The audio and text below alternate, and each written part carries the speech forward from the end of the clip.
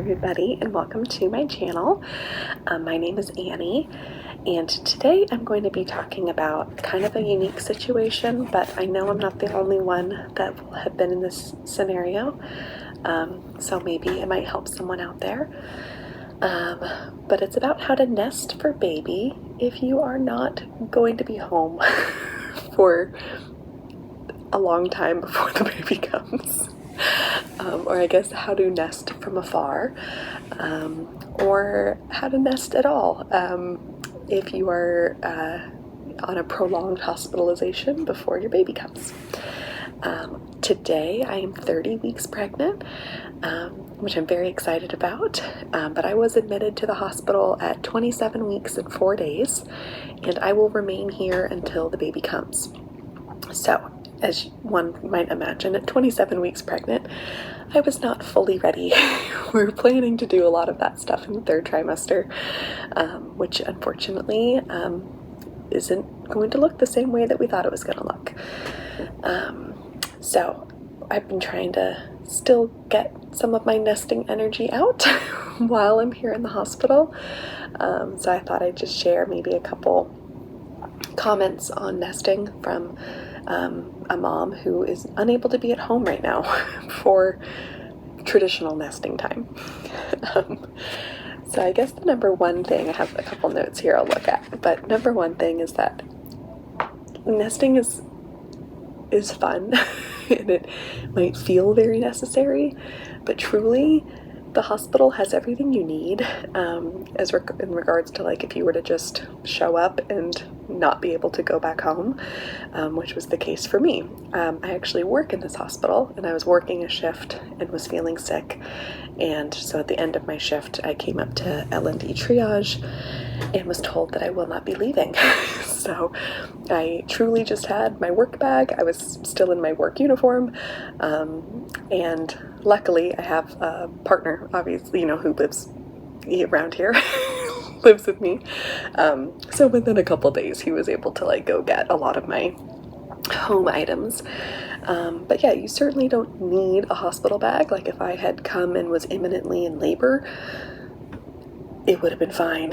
My first night, they had a toothbrush and toothpaste, and when I was off bed rest and could shower, they had shower products for me.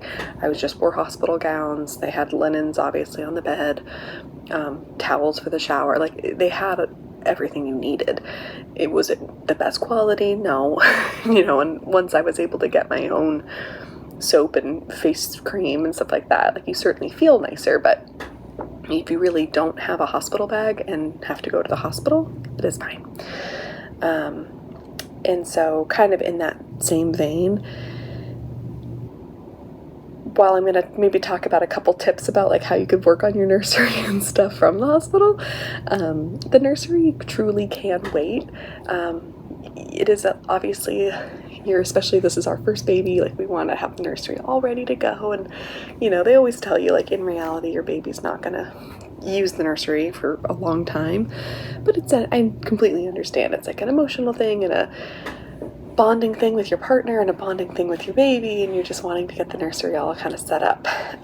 But I'm just trying to remind myself that it truly can wait, and especially in our case, our baby will be going to the NICU. They are going to be premature when they do deliver me. We were hoping to get to 34 weeks, but it could happen before then. And then even at 34, they will be in the NICU for a little while. So I will actually even have some days or weeks once I'm discharged that I actually could work on some stuff. I know I'll be freshly postpartum and won't be doing heavy lifting, but if it was some light nesting, I could still do that, possibly. I say that as somebody who hasn't given birth yet, so I'm sure that my tune will change once I'm actually, just had a C-section.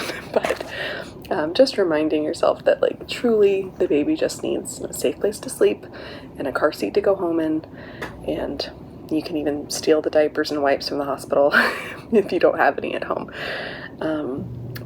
But my number two is that online shopping is a beautiful thing. Ironically, I've been on a no buy or a low buy or a low spend or whatever for this entire year. So I have not purchased things on Amazon. I have not purchased non-essentials for the most part from Target. Like, I've definitely cut a lot of my normal easy shopping and like my kind of more frivolous spending habits, and I was really proud of myself all year. I really like stopped buying a lot of fast fashion and like really stopped using a lot of like cheaper online retailers, and I was really proud of myself. And I would shop small, or I'd go to thrift stores, and when all this hospitalization happened, it did a little bit go out the window because I feel like that is where the beauty of Amazon really shines. It's like I'm able to pick out crib sheets that we hadn't done yet, or bassinet, stuff that we hadn't had yet, and I ordered my breast pump stuff and bottles and outfits, like all the stuff that also we were planning on kind of getting in our baby shower, which we've had to cancel. So a lot of stuff that was on our registry, we just went ahead and bought ourselves because we were like, well, we still need it, and we're not doing a shower. The shower is supposed to be in like 2 weeks from now, which I obviously won't be able to attend. So the online shopping, our house is maybe 15 minutes from this hospital, and my husband has been staying here a lot, but definitely goes back home at least once a day to, shower in our own shower and drink our own coffee, and he can go for a run, and he can kind of maintain a little bit of his normalcy, and he's still having to work also, so he's definitely going back at home, so he's able to bring packages in and, put stuff together. But the staff here did say that if you actually needed to like send anything here, like they have a way to accept packages for patients and stuff here. So that's an option too. If you need to nest from afar, is you do still kind of get to pick out stuff and put stuff together in your head. And at least that way, like, things can be ready for you when you come home. But if you at least, like, I put in a big Costco order for some diapers and wipes, and I have kind of the luxury of time on my side. Like I said, I didn't come in labor. I came in and was diagnosed with preeclampsia, so I have to stay here, but I'm not imminently delivering. I'm not contracting. I'm not bleeding. So I have time. They obviously could deliver me at any time if I were to become unstable or the baby were to become unstable, but we're kind of, now that I'm almost 3 weeks, I think I'm on day 18 here. So I'm kind of settled into my routine, and I'm kind of trusting that, like, things have been looking good. Like, I'm hoping to still have more time. So obviously these tips don't 100% apply if I were to have like come in and immediately had the baby, but I think a lot of them do, because if I were to have come in and immediately have the baby would definitely be in NICU, and therefore you would definitely have a lot of time before the baby comes home to get things ready for the baby. NICU will be a whole different beast whenever that time comes. I'm optimistic that we'll just have hopefully a little feeder grower for maybe a couple weeks. So obviously everyone's situation is different, and once your baby's in the NICU, I know you're obviously here a lot still at the NICU, but you can at least maybe go home once a day and take packages in and do some laundry and get some things kind of ready for baby whenever they are ready to come home. Number 3 is to accept help at home. Obviously, like I said, I have a husband who's been amazingly amazing. The most supportive, amazing husband in the entire world. But he's having to do a lot of taking care of himself still, taking care of me, visiting me, still working full time, and he has a very stressful job. And so some home stuff, could potentially slip through the cracks. So we've planned on like hiring a nice cleaner to come and do like a nice deep cleaning before the baby comes home, and just stuff that like we were kind of planning on doing ourselves. But obviously the situation may be different now. Also, like, we're having his parents are coming out this weekend to help him kind of finish putting the nursery together. Like I said, I know it's not essential, but it is I think it'll make us feel really better mentally to have like a nursery. It's all pretty and decorated and stuff like that. And I have, plenty of friends here who I know have offered to help, and if I didn't have my husband and didn't have my in-laws that were coming to help with the house. Like, I would definitely use their help for, okay, could you do some laundry before the baby comes, or do some laundry for me? I'm luckily I don't have to wear a gown, like I'm in clothes, but I obviously can't do my own laundry. So just learning how to accept help and say yes, thank you. Especially if you're maybe a little bit more of an independent soul and are used to doing things by yourself. I think being in the hospital for many, many weeks is a humbling experience, and you learn how to say thank you and not to fight or resist help if it's being offered to you. Number 4 is kind of unique to me if you notice the name on this channel, which I might change, but currently it's still Harvest Moon Knitting. But I'm a knitter, and I think one fun way that I've been kind of nesting from here has been making stuff for the baby. I had my husband bring in my needles and my yarn, which he found in my stash. I had very specific balls that I wanted him to bring because I knew they were already wound. I didn't want him to have to bring my yarn swift and my, ball winder and try to pick out like whatever yarn to bring in. So I had him just bring some big balls of acrylic yarn that I knew I had left over from other baby projects I've worked on for family members, and had him bring that stuff in. And since then I've just been kind of knitting some things for the baby here and there. My first full week here, I didn't even knit. I was so, I feel like, as most knitters know, for me knitting is like my happy place and my stress relief. But I feel like maybe when you're to a point where you're so stressed, like it's like I didn't even want to knit. Like that's how bad it was the first week. Physically, I didn't feel great for the first few days. I was on magnesium and was on bed rest and was not 100%.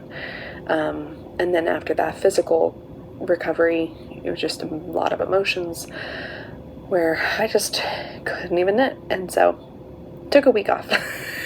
But all that to say, eventually when I kind of found my antepartum routine, I've definitely been knitting. So I can show you here. Anyway, so now that, like I said, we're kind of expecting a NICU baby, I found some preemie specific patterns that I've been knitting. So here's just a tiny little hat I've made. This is, I think, the classic ribbed hat by Pearl Soho. This one's like a little pink hat. It is a baby girl. We just found out during this hospitalization. We were planning on waiting to find out, but then things changed and we decided we wanted to know now. So here's a little kimono style jacket. The yarn ties aren't going to go away. I ordered some ribbons instead, but it basically is like a little kimono style, so it'll open up fully, and so it's kind of designed for a NICU baby. I did the large preemie size. I believe let me look it up. I believe the pattern designer is Mariella Mell, if that sounds right. But she's been, a lot of her patterns, if not most or all, are designed, I think, with like preemies in mind. Let's find it.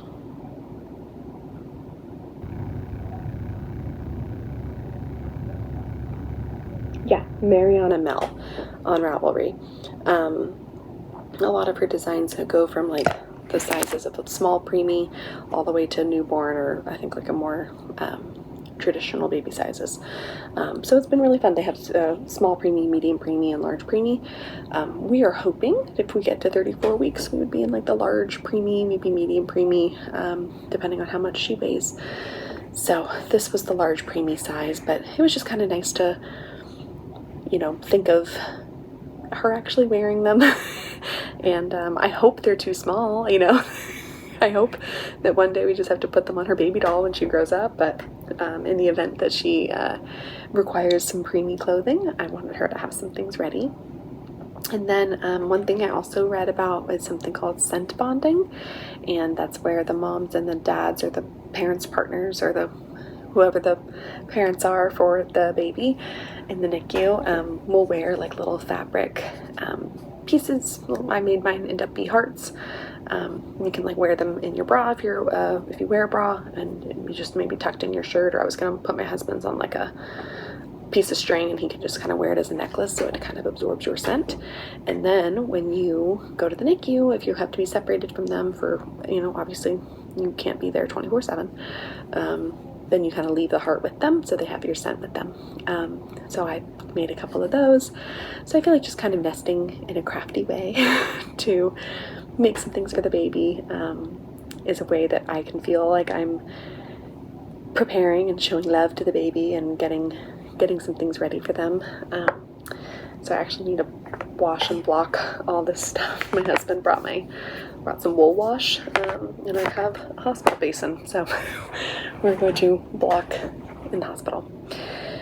So yeah, making things for the baby, I think has been really special for me as a knitter to be able to. I'd already made some things for the baby, like I made them a blanket earlier and a hat and socks. Like I had made a couple things already, but now with all this time on my hands, I have lots of time now to knit for the baby.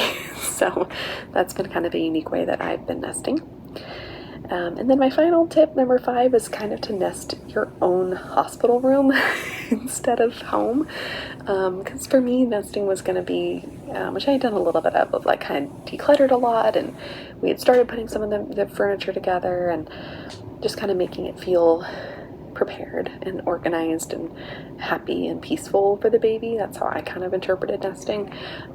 So instead, again, this is kind of more unique to somebody who might be having like a long hospitalization before baby comes, but I've nested the crap out of this room. I'll maybe insert some pictures where you can just kind of see, but well, you can see behind me, I've got some flowers and some crafty stuff, and I have a cool little Christmas tree over there, and my little wall here is I've got garland and pictures of the baby and Cheez-Its, obviously. But over there, I've got a rug on the ground. We brought our own lamps to just kind of make it seem a little bit less like a hospital and more like a really weird hotel room. A very expensive hotel room that you didn't want to stay in.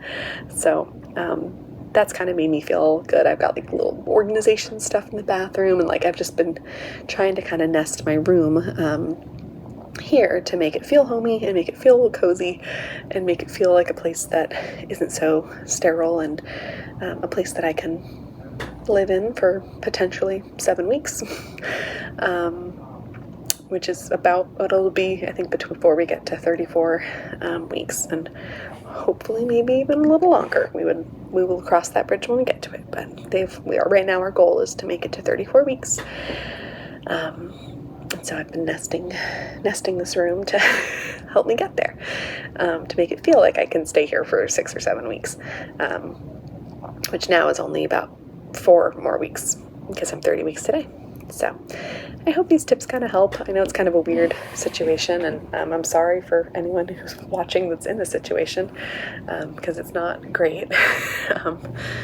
Physically, emotionally, spiritually, mentally, financially, like all the leads are not good to be trapped in a hospital and worried about yourself and worried about the baby and worried about when the baby's going to come and worried about the baby going to the NICU and leaving here without your baby. And there's a bunch of mental hurdles and work stuff, like getting your FMLAs, like everything's just been not what you thought it was going to be, especially when you're pregnant and expecting your first baby, and you truly just want a happy, healthy baby. And to know that you're really hoping they're going to be healthy, but there's a chance that they're not, or they're not going to be fully healthy, or not going to be fully cooked the way that you thought they'd be, is a lot. And so I hope maybe some tips on how to still find some joy in your end of your pregnancy and still find happiness getting ready for baby and nesting. I hope you might find this useful. So thank you for watching. Bye.